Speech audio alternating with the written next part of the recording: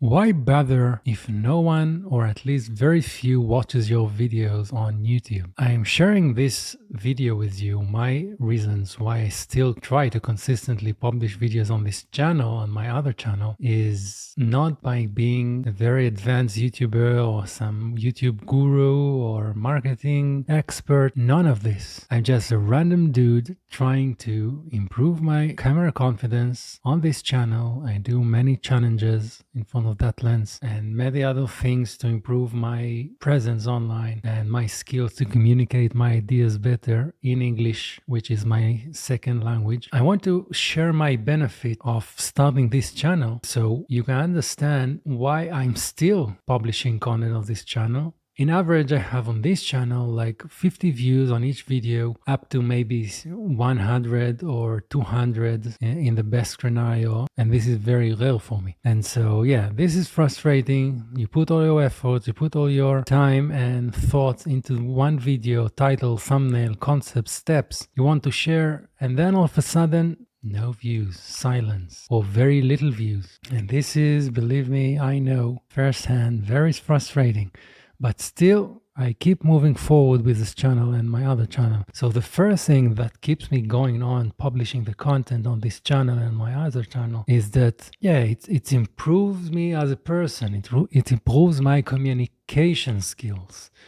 It helps me to articulate my ideas, my random thoughts in a more compelling way. So the other person who listens to me will actually understand what I want to deliver and what I want to share and how I want to help him in this way or another. And yeah, so if you take me like 2 years ago, before I started all this side hustling thing, yeah, I would have delivered my message less clearly, more lengthy. I also not that concise, so it helps me to be more concise. When I script the video, I have the starting point, all the steps I want to talk about, because it helps you to confine your message and make it clear and concise. So this is one thing. Another thing related to that is it raises your confidence on camera, but also off camera. After you finish recording this video, you go with your friends, you hang up together, or you have some at work, some meetings to run on Zoom and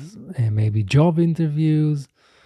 All that sort of stuff requires you to be confident in unpleasant situations where you are being judged and new people are around you and trying to get a sense who are you and so on. So being on camera, it's kind of providing you the same environment. And if you put the reps and do it over and over again, try to grow your channel. This is why we are all here, right? To grow our channel, make some earnings someday in the future, even though it seems very far. So back to the video, what I mean, it's raised my confidence level, it improves my communication skills as a person, it improves my camera confidence. This is specifically something I'm overviewing a lot in this channel and trying to improve my skills on camera to be more confident, to speak more fluently, because English is my second language. And I chose to speak English in this channel to reach more audiences. I speak more about this issue in this video, the difficulties, the challenges, and some tips how to overcome these challenges. So watch that definitely if you're a non-native creator like me. But other than that, here I want to share some of the other reasons I stay motivated and creating content and show up every day. Well, not every day, sometimes every other day, sometimes every week, and even more than that. But regardless of the interval, the more important thing is to show up and to have some intrinsic motivation to keep going. So the second one, on top of developing myself as a person, is it improves my speaking skills on camera in English.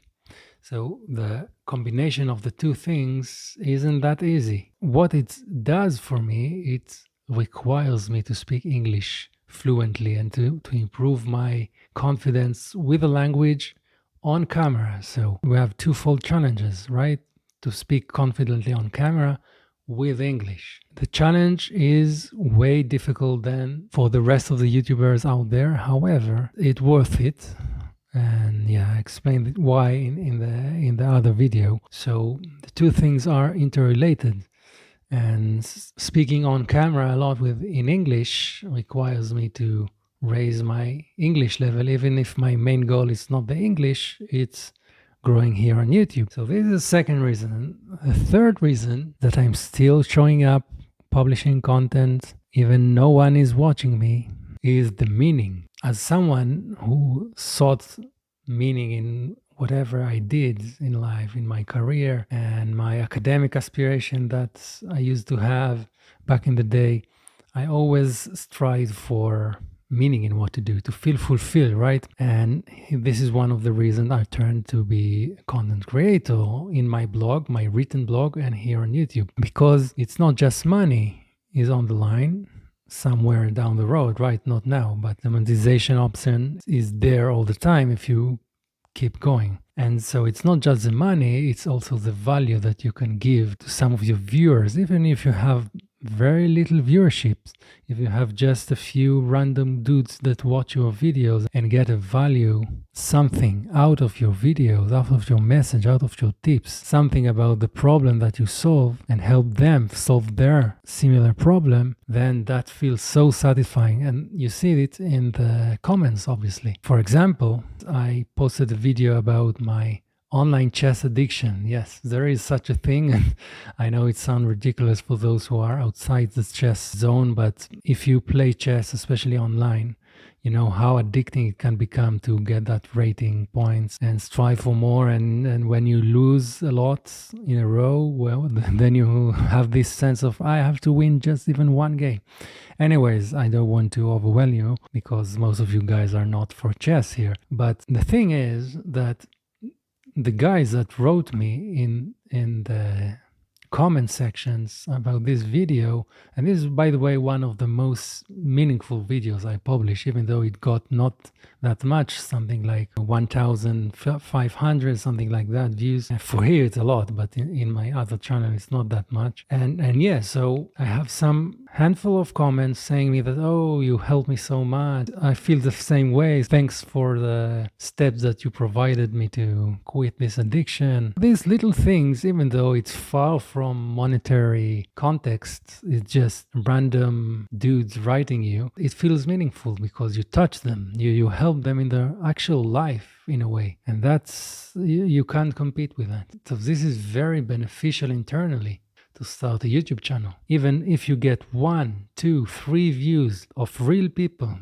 that watching your video and get value out of it, you feel something, and that's worth it. And finally, the sense of developing a library of video log of all kinds of videos that connected. Hopefully you should make your videos around a theme, right? The niche stuff. And when you're collecting all your videos around something and you put your effort, and even no one is watching your videos yet, they're still there on the internet, on YouTube, and the algorithm maybe is waiting for the right point to deliver them in more massive way, right? And so it can be that they are suck, especially if they're your first 10 or 20 videos. But even if they are intermediate level in production levels and your confidence level in front of the camera, which is even more important, if the value is strong enough and resonate enough with your audience, then when your video log in your channel becomes more full, it will start to deliver your older videos together with your newer videos. And so it's there waiting for the time to spread with the other trigger, that of the newer, the fresher videos, which obviously should be also better produced and to be more appealing to your audience. You need the patience. Even though nobody is watching your videos now, it could be way different in the near future. You can never know when your YouTube, well, I don't say blow up, because I don't believe in most of the people don't blow up their channel, but those who are, you know, not that skilled in front of the camera, and they adjust their phone, like I filming my videos with my phone, and I don't see any reason to buy a fancy camera in your early stage of your YouTube journey. This is why I recorded this video. Check it out, why, with all the reasons why I record my videos with my smartphone. But for now, what I want to say that when you have this passive video log that you put a lot of effort in it and thought and package your value to actually help other people, you know that it's there, and that is stealing idea that you have your log behind you. And even if you stop and for some reason go to other direction, back full-time on your career or do something else, you know that you already have some of your videos out there waiting for other people. And you know, when you reach some success and you get some feedback, you get comments and you get likes and you get, of course, views and subscribers, all of a sudden your motivation rises up. And then maybe you come back to your side hustle, putting more efforts to create better videos. So you don't know, even if you don't get that much of attention from your audience now, even you rarely get views or very little views right now, you can never know what will happen if you stay consistent. And even if you don't stay consistent and you just put that one video once a month or one thing even 2 months, so you don't forget it entirely, but you know that you have your thing then, your library of content, and you publish there once here and then, you can never know what will happen. So I just wanted to share my reasons why you should double down and still creating content consistently here on the channel, even if you get no views whatsoever or very little amount of views or you name it. Just keep going, remember all of these reasons, and someday at some point it will get to you. So with that in mind, see you in the next video. Bye for now.